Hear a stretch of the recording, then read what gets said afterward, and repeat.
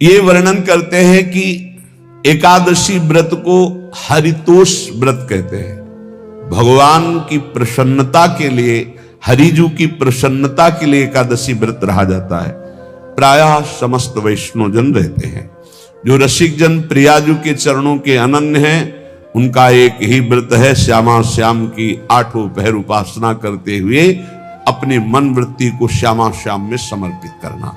यहां ज्ञान ध्यान व्रत कर्म जीते सब काहो में नहीं मोहि प्रतीति, रसिक अनन्य निशान बजायो एक श्याम श्यामा पद प्रीति। पर जो एकादशी व्रत रहते हैं परम धन्य है, वो हरितोष व्रत है। अब एकादशी व्रत का नियम क्या है और कैसे एकादशी व्रत का फल मिलता है, कई बार चर्चा हुई। बहुत सुंदर तस्मा शास्त्रम प्रमाणम ते, शास्त्र प्रमाण के अनुसार श्री सनातन मुनि बोल रहे हैं, अथ ते नियमान वच्मि व्रते ह्रस्मिन् दिनत्रये, कास्यम मानुषम मसूरान्नम चणकान को द्रवास्तथा, शाकम मधुपरान्नम च पुनर्भोजन मैथुने, दशम्याम 10 वस्तूनि वर्जयेत वैष्णवः सदा। जिसे एकादशी रहनी हो और एकादशी का फल प्राप्त करना हो, उसको ये नियम पालन करना चाहिए। अथ ते नियमान वच्मि व्रते ह्रस्मिन् दिनत्रये, उसको 3 दिन, एक तो दशमी और एक द्वादशी और फिर बीच में एकादशी, उसको 3 दिन संयम में रहना होता है, तब बीच की एकादशी का उसे फल प्राप्त होता है। जिसे एकादशी व्रत रहना हो, उसका नियम है कि दशमी के दिन कांसे के पात्र का त्याग करे। वैष्णव सिद्धांत है कि कभी जिसमें मांस बना उस रसोई का भोजन न ग्रहण करे।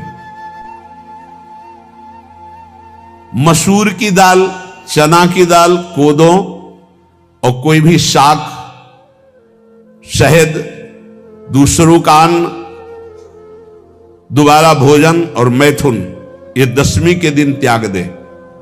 एक बार दशमी के दिन भोजन करे 24 घंटे में, क्योंकि एकादशी रहना है। कांसे का पात्र, जिस रसोई में मांस बना उसके भोजन का त्याग, मसूर की दाल, चना, कोदो, शाक, मधु अर्थात शहद और दूसरे के द्वारा दिया हुआ भोजन और दोबारा भोजन और मैथुन क्रिया, इनका दशमी के दिन कभी भी प्रयोग ना करें। इन 10 वस्तुओं से वैष्णव दूर रहे दशमी के दिन। फिर एकादशी के व्रत में, ये पीछे तो हम वर्णन कर ही चुके हैं, कहीं नहीं आया या कुटू का कचौड़ी पकौड़ी और सिंघाड़ा का हलवा और सावा, ये दुनिया के खीर और सब। ये एकादशी के दिन किसी भी तरह की गेम आदि क्रीड़ा ना खेले। जैसे अब आज व्रत है तो बैठे हैं अपना मोबाइल में गेम खेल रहे हैं, ऐसा कोई भी क्रीड़ा नहीं। द्वैत क्रीड़ा, किसी भी तरह का गेम, ये सब खेल नहीं।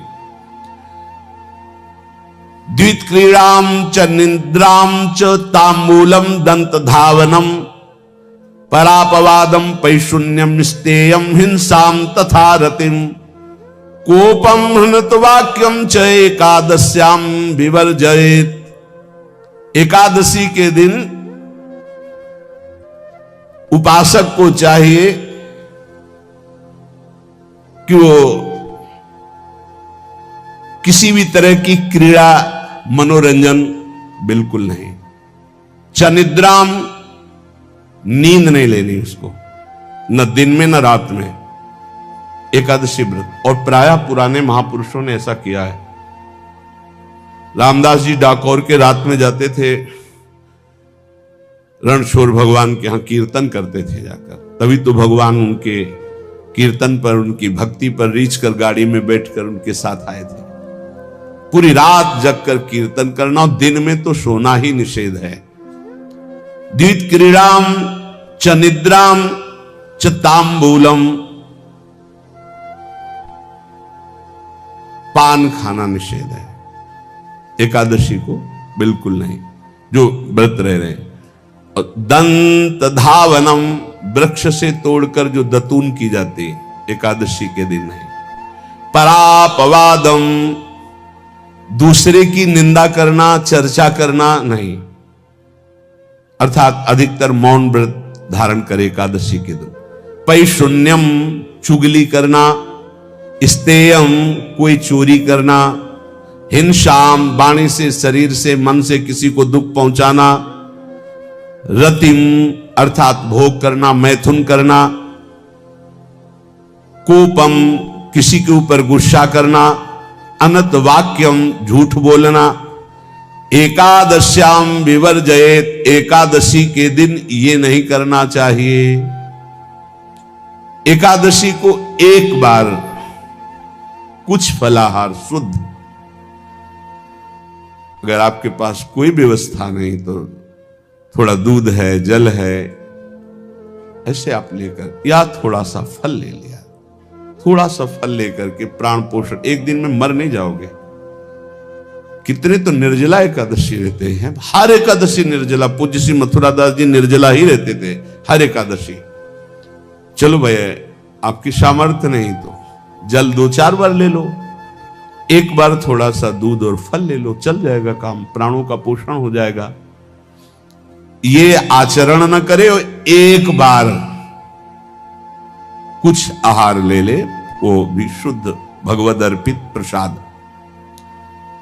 फिर द्वादशी को काश्यम, मांसम, सुराम, छौद्रम, तैलम, वितथ भाषणम, व्यायामम च प्रवासम च पुनर्भोजन मैथुने, अस्पृश्य स्पर्श मासूरे, द्वादश्याम द्वादश त्यजेत। कांस के पात्र में द्वादशी को भी भोजन न पावे। जिस रसोई में मांस बनाओ उसमें आहार न ले। किसी भी तरह का नशा द्वादशी को न करे। शहद न पाए, तेल के बने पदार्थ न पाए, मिथ्या भाषण न करे और बहुत शरीर का व्यायाम न करे, बहुत थकावट वाले कार्य न करे। दोबारा भोजन न करे, एक बार द्वादशी को भी भोजन पवित्र। मैथुन न करे, जिसका स्पर्श नहीं किया जाता ऐसे पदार्थों का स्पर्श न करे। और मसूर की दाल न खाए। द्वादशी को जो इन नियमों का पालन करता है, दशमी द्वादशी ऐसे और एकादशी ऐसे, तब उसे एकादशी व्रत का फल प्राप्त होता है। जो इस पद्धति से एकादशी, ये जो मनमानी है सब नहीं, हर पदार्थ मिल जाएगा आपको फलाहार में। हर पदार्थ हमको बताया गया कि आपको जो चाहो सब पदार्थ फलाहार का। अरे भाई, हरितोष व्रत है तो हरि प्रसन्नता के लिए एक दिन भूखे रहने बहुत आनंद आता है। पहले भगवत कृपा से ऐसी गंगा जल पी करके कुछ दिन, फिर कभी कभी निर्जला एकादशी का भी आनंद। बड़े संन्यास मार्ग में थे तो बड़े संयम से सब शास्त्रीय पद्धतियों का निर्वाह होता था। उपासक को चाहिए कि इन नियमों से व्रत का अनुष्ठान करे, मनमानी आचरण न करे। सबसे प्रार्थना जो एकादशी रहते हो, हरितोष व्रत इसे कहते हैं, भगवान की प्रसन्नता के लिए रहा जाता है, रहना चाहिए। जो अपनी आचार्य परंपरा में हैं जैसे, जिनका सिद्धांत है, पर रहने का सिद्धांत ये श्री सनत कुमार जी वर्णन, श्री सनक जी महाराज, ये सनत कुमार जी वर्णन की। सनक जी महाराज कह रहे हैं, यदि भगवान का आश्रय नहीं, सत्संग नहीं है, तो इन 4 में से एक हो तो नाश कर देता, फिर चारों हो तो सर्वनाश हो जाता है। यौवनम धन संपत्ति, प्रभुत्व विवेकता, एकैपमप्यनर्थाय किमु यत्र चतुष्टयम। यदि सत्संग नहीं है, यदि भगवद आश्रय नहीं है, खूब धन हो, जवान अवस्था हो, और बढ़िया पद मिला हो, प्रभुत्व चलता हो और अज्ञान हो, फिर क्या कह रहा है? बोले ये चारों जहां मौजूद होते हैं वहां सर्वनाश का खेल शुरू हो जाता है। अगर इनमें से एक हो तो सर्वनाश करने में पर्याप्त है, और अगर चारों हो तो फिर क्या कहना है? यौवनम, जवान हो, धन संपत्ति, खूब रुपया पैसा हो, प्रभुत्व, कोई पद हो, कोई अधिकार हो बड़ा, फिर अविवेकता और अज्ञानी हो तो बोले एक नाश कर देगा, फिर चारों तो नाश ही कर देंगे। अगर सत्संगी है तो ये चारों महान कार्य कर देंगे।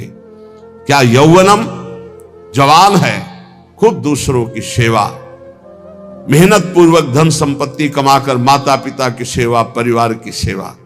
ये माता पिता, हमारा वेद कहता है मातृ देवो भव, तैत्तरीयोपनिषद, मातृ देवो भव, पितृ देवो भव, आचार्य देवो भव, अतिथि देवो भव, यान्य नवद्यानि कर्माणि तानि सेवितव्यानि नो इतराणि, यान्यस्माकः सुचरितानि तानि तोयोपास्यानि नो इतराणि, ये के चास्माच्छेयाः सो ब्राह्मणाः तेषां त्वया स्नेन प्रश्वसितव्यम, श्रद्धया देयम, अश्रद्धया देयम, श्रिया देयम, ह्रिया देयम, भिया देयम, संविदा देयम।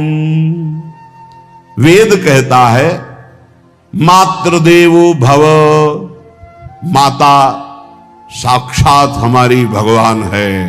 देव हरि को कहते हैं, केशव देव जैसे कहा, हरि को कहते हैं गोविंद देव। मातृ देव, माता भगवान है।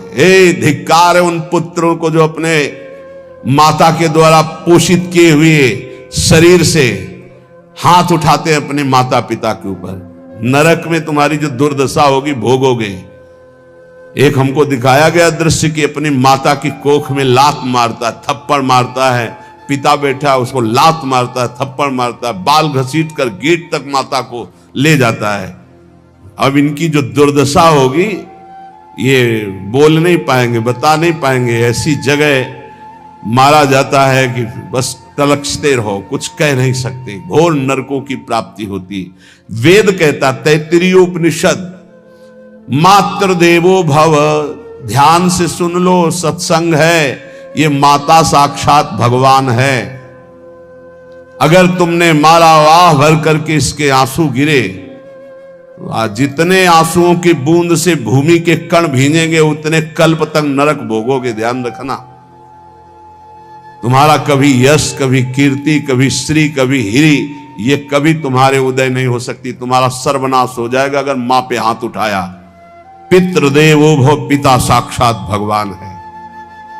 देखो भगवान अवतरित हुए तो प्रात काल उठी कै रघुनाथा, मातु पिता गुरु नावहि माथा। आचार्य देवो भव, माता साक्षात भगवान है, पिता साक्षात भगवान है, आचार्य गुरुदेव साक्षात भगवान है। जो अपनी माता को, अपने पिता को दुख देता है, अपने गुरुदेव की अवहेलना करता है, उसका कभी मंगल हो सकता है? वो कभी सुख प्राप्त कर सकता है? वेद कहता है जो निर्दोष कर्म करते हुए धन कमाकर, कैसा कर्म? निर्दोष कर्म करते हुए धन कमाता है और उस धन से अपने बूढ़े माता पिता और गुरुजनों की सेवा करता है, जीवन धन्य है।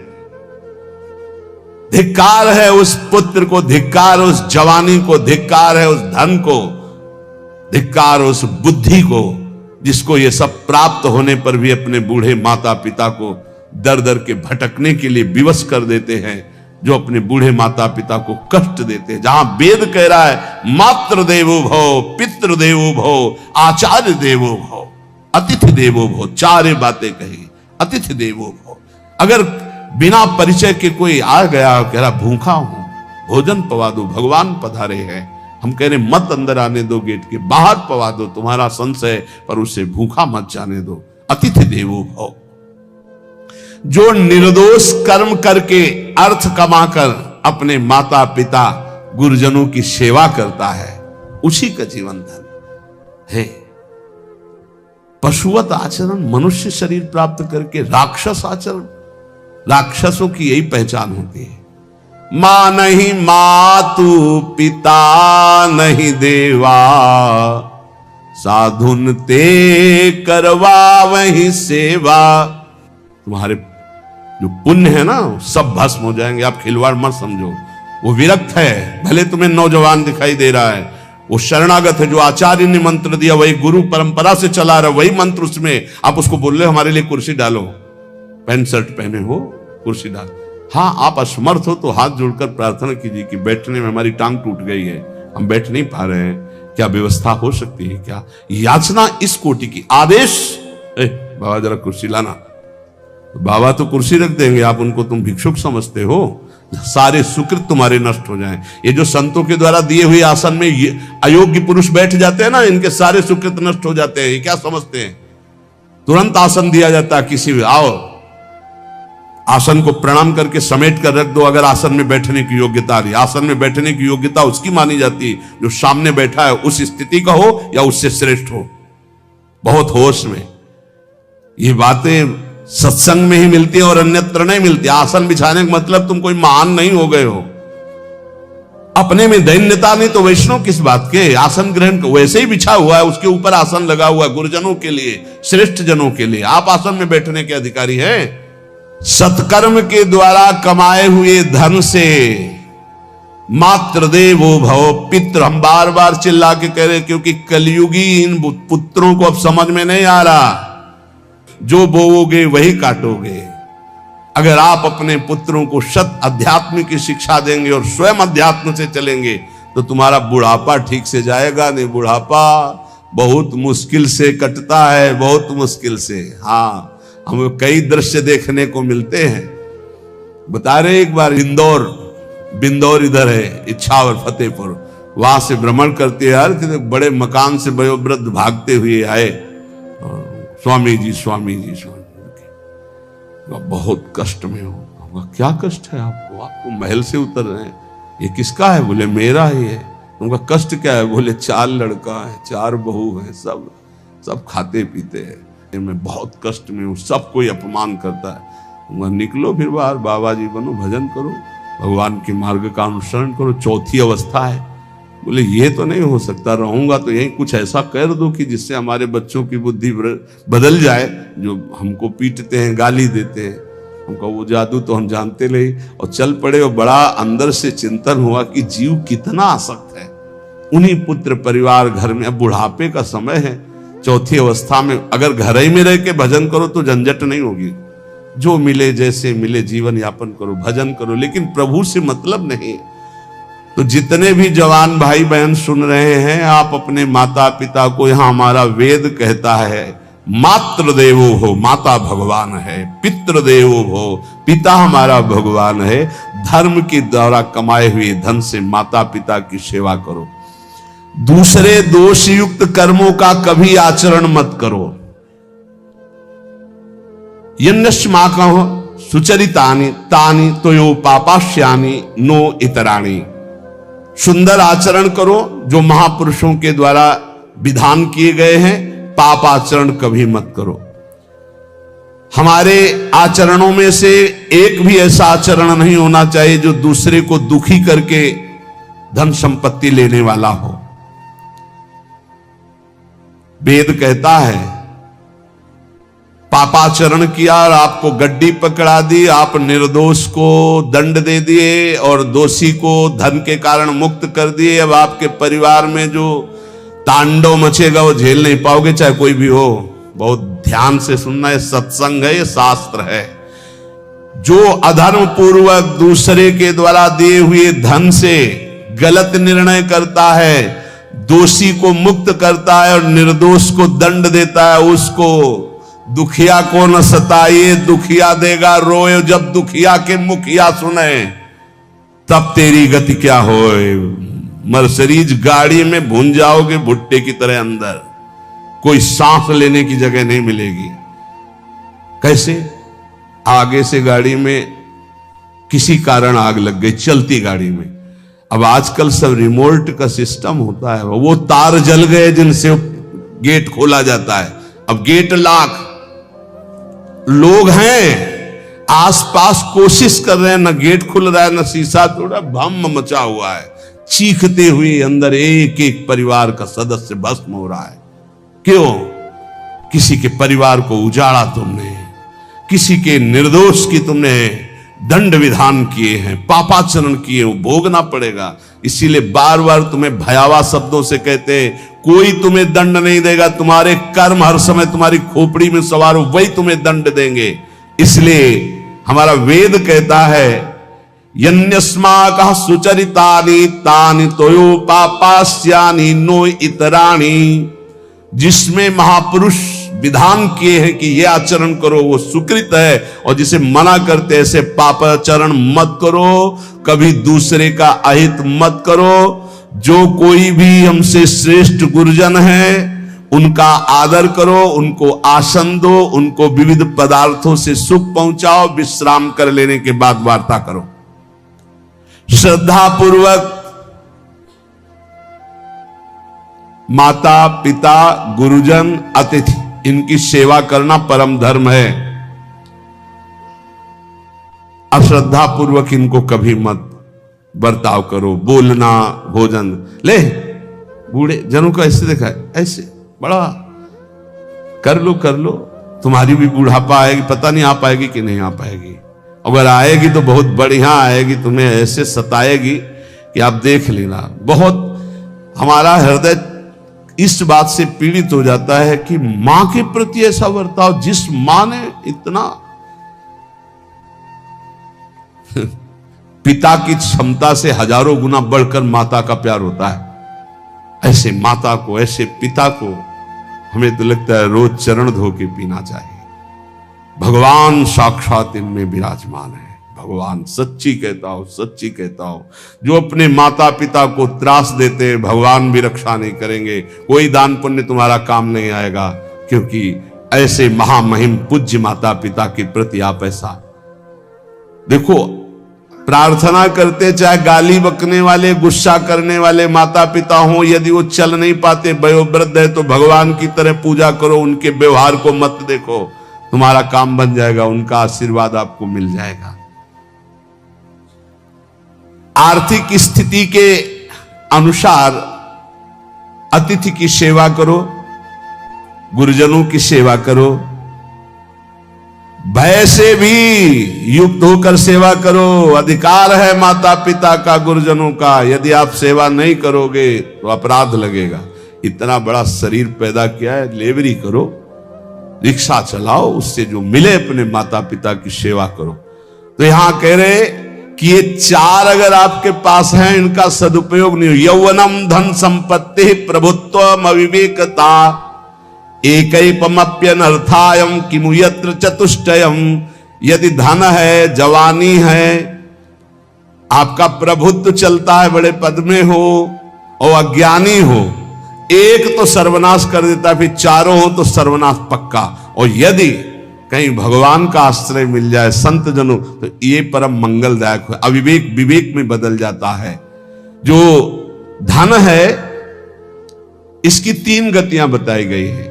दान भोग विनाशश्च राया शूर्गतस्त्रिधा। तीन गति होती है, एक दान और एक स्वयं भोग करना, और अगर नहीं किया तो सर्वनाश, वो नाश को ही प्राप्त हो जाएगा। गांव के कंजूस जनों के धन दीवालों में निकलते हैं, मटकी में बंद बंद करके दीवाल में पैक कर दिया और मर गए। अब दीवाल में नहीं, अब लॉकर में है, बैंक में है। कितने हैं? बोले इतने करोड़। कभी ना तो धर्म किया ना दान किया, कंजूस रात दिन उन्हीं रुपए का चिंतन किया, मर गए। एक रुपए का भी कभी सतमार्ग में प्रयोग नहीं किया। कह रहे दान भोग विनाशश्च, तीन गतियां हैं। दान या स्वयं भोग कर लो और या विनाश हो जाएगा। तो शोधन धन्य प्रथम गति जाकी। वो धन धन्य है जिसकी प्रथम गति, प्रथम गति क्या? दूसरों को सुख पहुंचाने में लगा। अस्पताल में दे दिया, गरीब लोगों के औषधियों के, या भूखी गौओं के उदर पोषण में, या संत महात्माओं के निवास या वस्त्र या भोजन, ये सब उत्तम गतियां हैं। अगर ये नहीं किया तो चलो घर में ठाकुर जी विराजमान करो, स्वयं बढ़िया भोग लगाओ, पाओ, परिवार को सुखी रखो, इतने कर लो। वैसे सो धन धन्य प्रथम गति जाकी, प्रथम तो है दान, फिर दूसरा स्वयं चलो उपयोग कर लो धार्मिक धर्म पूर्वक अपने परिवार का। लेकिन अगर ऐसा नहीं किया तो तीसरी गति है नाश, वो तुम्हारे किसी काम में धन आने वाला नहीं है। जो न दान करता है ना भोगता है उसका नाश हो जाता है। अरे भाई, वृक्ष से ही शिक्षा लो, दूसरों के लिए ही होता है। तो तुम मनुष्य बनकर क्या दूसरों का परोपकार नहीं कर सकते? यदि तुम जवान हो, तुम्हारे पास धन है, प्रभुत्व है, विवेक है, तो तुम पूरे राष्ट्र की सेवा की भावना जागृत करो। समाज में ही भगवान विराजमान है। ये मानवा हरि कथा श्रवणास्त दोषा कृष्णांगी पद्म भजने रत चेतनाश्च ते वै पुनन्ति च जगन्ति शरीर संगात संभाषणादपि ततो हरिरेव पूज्यः। एक तो ये बताया, दूसरा बताया कि ये महाधन्याति धन्य होते हैं। एक तो होते जवान हैं, रुपया पैसा खूब कमा रहे हैं, बड़ा प्रभुत्व है, अविवेक है तो नाश कर देगा, और विवेक है तो इन्हीं का सदुपयोग हो जाएगा। एक है जो सबसे हटकर है, ये मानवा हरिकथा श्रवणास्त अधोषाः, जो रात दिन नाम जप करते हैं, भगवान की चर्चा करते हैं और सुनते हैं, और अधोषाः, वो सारे दोषों को अपने मिटा चुके हैं। कृष्णांगी पद्म भजने रत चेतनाश्च, निरंतर अपने चित्त को प्रभु के भजन में डुबोए हुए हैं, प्रभु के चरणों के ध्यान में अनुरक्त किए हुए। उनका क्या प्रभाव होता है? बोले तैवै पुनन्ति च जगतन्ति शरीर संगात। ऐसे महात्माओं का यदि शरीर है प्रगट में, तो उस शरीर से स्पर्श करके वायु जिस जिस को छूती है वो पाप रहित हो रहा है।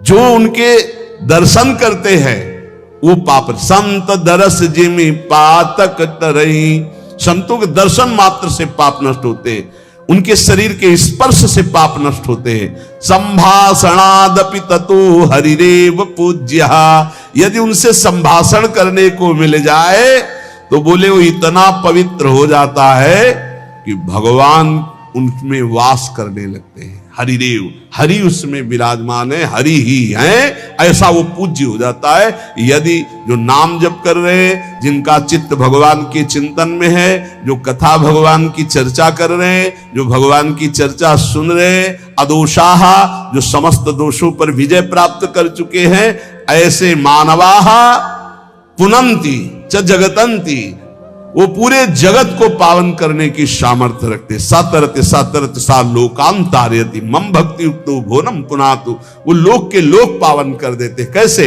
उनके शरीर से स्पर्श की हुई वायु दूसरों के पापों का नष्ट, उनका दर्शन दूसरों के पापों का नाश, उनका संभाषण दूसरों के पापों का नाश। यदि संत संग मिल गया तो निश्चित हरिरेव ही, वो भगवान से ही मिल रहा है, क्योंकि वहां भगवान जागृत है सबके हृदय में, पर भगवान शयन कर रहे हैं, माया का पर्दा लगाए। संत के हृदय में भगवान पर्दा रहित होकर जागृत हो चुके हैं, तो उनके दर्शन से, संभाषण से, स्पर्श से निश्चित परम कल्याण इस जगत का होता है। कौन भगवान? भगवान किसे कहते हैं? तो बोले सनंदन मुनि बोल रहे हैं। सनातन जी की सुना एकादशी व्रत पर बोले, और अभी तक सनक जी बोल रहे। अब सनंदन जी कह रहे, ऐश्वर्य समग्रस्य धर्मस्य यशसः श्रियः ज्ञान वैराग्ययोश्चैव शरणां भग इतीर्णा। संपूर्ण ऐश्वर्य, संपूर्ण धर्म, संपूर्ण यश, संपूर्ण श्री, संपूर्ण ज्ञान, संपूर्ण वैराग्य, ये 6 जहां विराजमान हैं भग, उन्हें भगवान कहते हैं। ये पूर्ण रूप से भगवान में ही विराजमान है, और जिसमें ये सामर्थ्य है उसे भगवान कहते हैं। उत्पत्ति प्रलयम चैव भूतानामा गतिम गतिम वेत्ति विद्याम विद्याम च सवाच्यो भगवानिति। जो सबकी स्वयं अपने संकल्प से उत्पत्ति करता है, उत्पत्ति करने वाले ब्रह्मा जी की भी जो उत्पत्ति का कारण है, जो अपने ही बल से सबका विनाश कर देता है, प्रलय, और जो सबका पालन करता है, उसे भगवान कहते हैं। जो आवागमन तथा विद्या अविद्या इसका स्वामी है, उसे भगवान कहते हैं। जो संपूर्ण ईश्वर, संपूर्ण धर्म, संपूर्ण यश, संपूर्ण श्री, संपूर्ण ज्ञान, संपूर्ण वैराग्य और उत्पत्ति, पालन, प्रलय का स्वामी, जो विद्या अविद्या आवागमन जिसी के इशारे से होता है, वही है भगवान, वही सबका भगवान है।